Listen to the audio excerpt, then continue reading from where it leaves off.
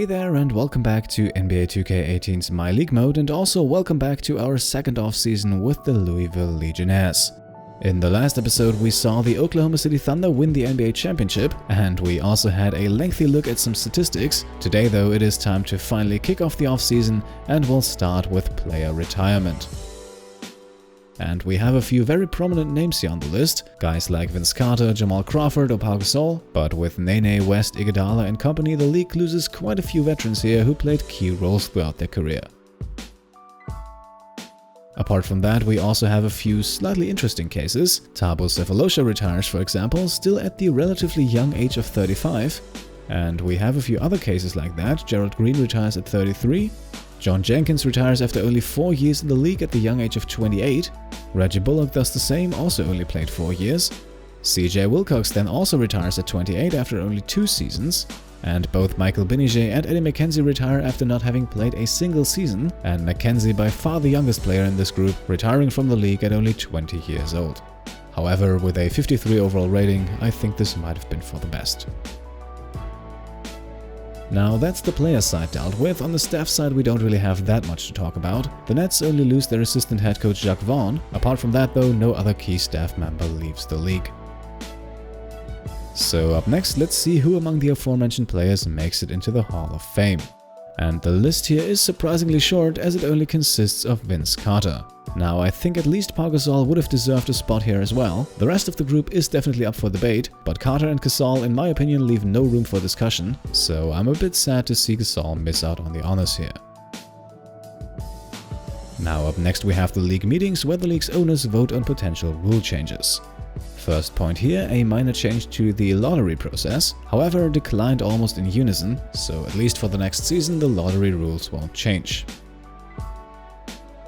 Then, while the committee is at least in numbers in favor of allowing players to enter the draft once they reach 18 years of age, they still barely miss out on the needed 24 votes to make this rule change pass.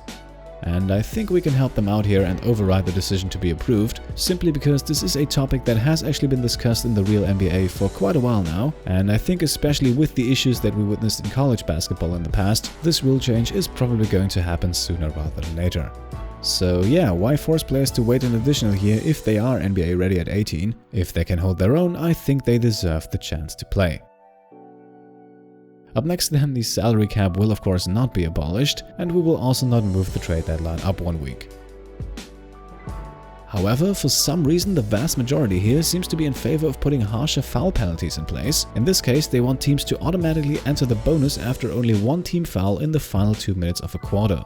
In the bonus, every foul will immediately result in free throws, which in this case would mean that every foul in the last 2 minutes of a quarter would automatically result in free throws. And I think that is a horrible rule change, and it's pretty unrealistic at that. From what I understand, the league actually has an interest in speeding the game up and making it more attractive, and this rule change here would be absolutely counterproductive in that effort, because there is no way this change won't lead to more free throw attempts, not to mention that it takes away at least the 1 tactical foul the teams have at the end of each quarter. So despite 26 votes in favor, we are going to override this. We are going to have a rule change this year, but it's not going to be this one. Now, a league realignment is in my opinion once again not necessary. Now ideally I would love to get rid of the whole division thing entirely and just have 2 conferences, but 2K doesn't offer the option for that, so the Legionnaires will remain in a packed central division, together with the Bucks, Bulls, Cavaliers, Pacers and Pistons. Alright, and that brings us now to probably the most anticipated part of this episode, because up next it's time for the draft lottery. Now remember, earlier this season we had a pick swap with the New Orleans Pelicans, and we obtained the rights to whichever pick falls higher in the lottery, and in all likelihood that is going to be the Pelicans pick, who are currently projected to pick 4th overall. At the same time, our pick, which the Pelicans would then receive, is projected to go at 10. So let's jump in and see how all of this plays out. And here you can see it once again. With the New Orleans pick we have an 11.8 chance at the 1st overall pick, while our own pick still has a slim 1.7% chance.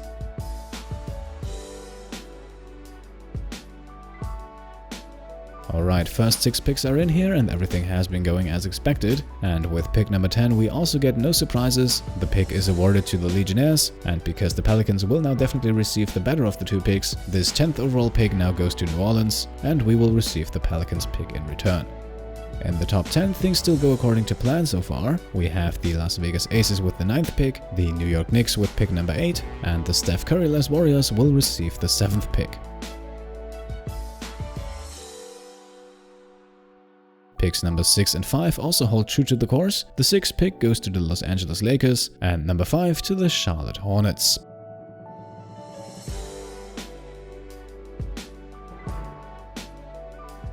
Now number 4, that is our projected spot, but instead we receive a convenient surprise, because the pick instead falls to the Memphis Grizzlies, meaning the Legionnaires move up into the top 3.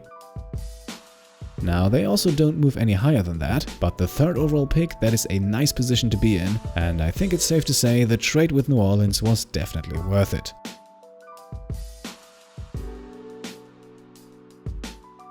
At the top then we have another small surprise. Instead of the Mavericks, the Atlanta Hawks get the 2nd overall pick, and that means the Mavericks jump from a projected 3rd to the 1st overall pick. So congratulations go out to Dallas, but I think we can be very happy with the result of the lottery as well. Also to note, and I admit I almost forgot about this as well, the Legionnaires will also have the 24th overall pick from San Antonio, which was dealt to us in a trade earlier this season when we shipped Tyler Lydon off to the Spurs in exchange for point guard Derek White. If you want to check that out, that's episode 22 of this series. Now here we are, just a few days away from the draft itself, but before we get to that we have one more very important task to attend to, and that is to fill a few open positions on our staff. As you can see here, the CFO and the coaching staff are still under contract, but the contracts of the assistant GM, head scout and trainer have all expired. Now let's start things with the assistant GM. The man who occupied this position up until now was Alexander Everett. And he is definitely not a bad candidate if we look at the list here. Yes, Ryan Johnson is a bit better than him, but actually I really like what Everett was able to accomplish in his tenure with the team. The trades he helped us pull off were all pretty solid. We were able to re-sign all of the expiring contracts we wanted to bring back, and so from a realistic perspective, Everett has a pretty good track record with the Louisville Legionnaires. And for that reason I think I want him to return, even though there are 1 or 2 better candidates available, but we will show some loyalty here, which I think can go a long way in creating an organizational culture. Everett receives an attractive offer for 3 years, and I am pretty confident that he accepts that, so I'm not going to offer a contract to anyone else to fill this position. Now up next we have the head scout, and the guy we had in that position so far was Don Carter. And not only is Carter still the highest rated scout of all the personnel available here, but he did a great job scouting last year's draft class for us. We ended up with Mo Bamba, who I think will serve us nicely for years to come, and so once again I see no reason why we shouldn't bring Don Carter back. We will also make him an attractive offer for 2 years. I don't want to overcommit here with a 3 or 4 year contract. The franchise might always change direction, and this gives us a good amount of flexibility. Now for this position we are also going to make a second offer to Oscar Fleming here, not necessarily because I want him on board, but because I want to make sure that we get a high-rated scout even if Carter declines, because the head scout is still one of the most vital positions on our staff, as we are a team that is still going to build through the draft for at least 1 or 2 more seasons. Now the third and last position to fill is the trainer, where the man in charge so far was Jimmy Lynch. Now, the Legionnaires did have their fair share of injuries in the past, but in most cases we can't really point the finger at Lynch, because I would say his job is not as much avoiding injuries in the first place as it is to focus on a speedy and healthy recovery. And in that regard, he didn't really disappoint. We never had any complications with our injured players, all of them came back within their predicted time period, and apart from maybe only Alex Abrinas, they were also all able to bounce back after their injuries and produce at the usual level. So once again, let's show some loyalty here for a job well done and offer Lynch a well-paid 2-year contract. And once again, because this staff position does have some importance for us, we are going to offer 2 more contracts to highly capable personnel here, just to make sure to have a backup plan in place.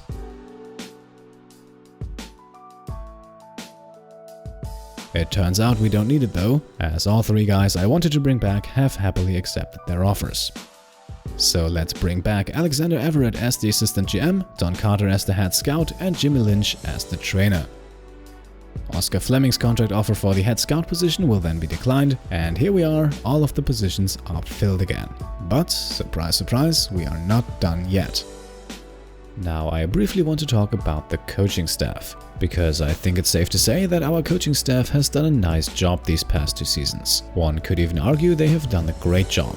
They took over a young and inexperienced expansion team with no real star power, a team that really had no business winning any games in the NBA, and they pushed them to 30 wins in their first NBA season. For the second season, the goal was to win 35 games, and they accomplished that as well. Now, why do I mention this? Some of you guys have asked me to get a better coach, and I think we will, once the team is ready for one. Right now though, the team is performing perfectly in line with my expectations. Keep in mind that we only have one player rated above 80, and so I don't really see the need to make a coaching change, at least not in the head coach position. With the assistant coach, however, I think we can slowly work ourselves a tier higher. Once again, and I want to emphasize this, Bryce Jones here has done absolutely nothing wrong. However, there will come a point where we have to replace both of these guys. And ideally, I don't want to switch out the entire team's coaching staff in one go. Instead, right now, we are going to upgrade the position of assistant coach, and then 1 or 2 years down the line, when the team has already gotten accustomed to the new guy, that is when we want to have a look for a new head coach. Then, however, we are looking for a truly elite guy, someone who can be the long-term leader of this team. For assistant coach Bryce Jones, however, the journey with the Legionnaires ends here.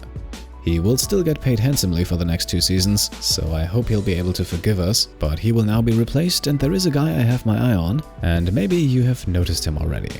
Yes, I'm talking about Dirk Nowitzki. Now, Nowitzki retired last season, but he has apparently decided to try his luck as a coach, and his ratings actually show him as a very skilled offensive-minded guy, not too shabby on defense either, definitely not worse than Jones was, and with some potential to become even better. And looking back at Nowitzki's career, I think he could fit in quite nicely with the Legionnaires. Not only does he have 20 years of experience as an all-star caliber player in the league, he is also a former MVP and NBA champion. Last year he was rightfully selected into the Hall of Fame, and what better way to continue his legacy than by passing on some of his knowledge to the younger generation. I think Nowitzki can be a great mentor for the Legionnaires, especially for our big men who have a bit of range, so guys like Juan Hernangomez, Bryce Johnson, and most importantly also Mohamed Bamba. I think especially for the young Bamba, working together with Nowitzki could pay off immensely, but all in all, bringing in a former player with this kind of resume, that should have a positive effect on the entire team. And so we are going to offer Nowitzki a 2-year contract worth $900,000 a year, not really the kind of salary he's used to, but then again he likely doesn't desperately need the money. Now, one day after receiving the offer, Nowitzki is not quite convinced yet, still mulling the offer, and the same is true for day 2, but then on day 3 he finally decides to accept. And so we sign the contract and welcome Hall of Famer Dirk Nowitzki to the coaching staff of the Louisville Legionnaires. Realistically, this should also give the Legionnaires some much needed publicity, something they probably don't get too much of considering their rather unspectacular roster at the moment. Now, the draft is getting closer and closer, but before we enter the draft combine and work out a few guys, I want to quickly talk about potential targets with you. Now, I already mentioned this a few times, we are aggressively going after a point guard this year, and luckily there are 2 near the top of the board which would both be realistic options with our 3rd overall pick. And I quickly want to tell you a bit about these guys because I could really use your help. Now, the 2 guys are, as you can see here, Grant McLeod and Brandon Strong. And to compare them a bit better, I have prepared a small overview. Now let's start with the basics. Both McLeod and Strong are 6'1" point guards. McLeod is the higher rated player right now with an 80 overall, while Strong sits a few points behind that with a 76. McLeod is also 2 years younger than Strong, 20 years old compared to Strong's 22. So far, all in favor of McLeod, right? Well, it is sadly not that easy, so we have to dig in a bit deeper. Now, these 2 guys have 2 very distinctive skill sets. McLeod is mainly an elite athletic finisher. A comparison to Derrick Rose prior to his injuries wouldn't be uncalled for, as McLeod can get to the rim and already finish with the best of them. Strong, on the other hand, shines at the defensive end of the court. Just like McLeod, he's also extremely gifted athletically, but his primary skill is defense. And this already poses the question, do we want more of a scoring point guard or more of a defensive-minded one? This question is not exactly made easier by the fact that both guys are good in the skill that the other guy is elite in. While McLeod is not a lockdown defender, he can hold his own on defense. At the same time, Strong isn't too bad either when it comes to getting to and finishing at the rim. Now, to complicate matters even more, both guys are only passable when it comes to sharing the ball, which is of course one of the main skills you want your point guard to have. Don't get me wrong, the fundamentals are there, but neither one of these guys will likely ever develop into an elite playmaker. To make matters even worse, both McLeod and Strong can safely be classified as bad shooters. While McLeod has a slight edge from mid-range, Strong is actually a bit better from 3. All in all though, both of their shooting touches will need some serious work. And this brings me to the last point, which goes heavily in Strong's favor: the potential rating. While McLeod has both the age and the overall rating on his side, his potential is only an 83. On the other hand, Strong is 2 years older and a bit lower rated, but has a great potential rating of 90. And this is the exact point where I'm currently stuck. There are a few decisions that need to be made here, and once again I would love to hear your input. Number 1, we need to decide between focusing on offense or on defense. My personal take: we have a solid offensive player in Tyler Ulis already, while an elite defender at the point guard is something that we desperately miss. At the same time, I have a feeling that McLeod could become the go-to scorer for this team, which is a role that we also haven't really filled. The other question is really whether or not we value the 2-year age gap higher than the 7-point potential gap, because both of those things will ultimately affect who will be the better player. At the moment, as you can see, both of these guys have their pros and cons. I am personally leaning slightly more towards Strong, but I am very open to changing my mind if a good argument is made. Now, one last thing: there is a slight possibility that one or even both of these guys will already be drafted before we are on the clock, which ultimately might take the choice off of our hands entirely. Still, I would like you to discuss the following scenario: the Legionnaires are up with the 3rd pick and both guys are still available. Who do you choose? I can't wait for your takes on the situation, so fire away in the comments, and then next episode we will have a decision. Until then, as always, leave a thumbs up if you like this video, click on subscribe if you want to support the channel, and of course, thank you all for watching, and I'll see you next time. Cheers!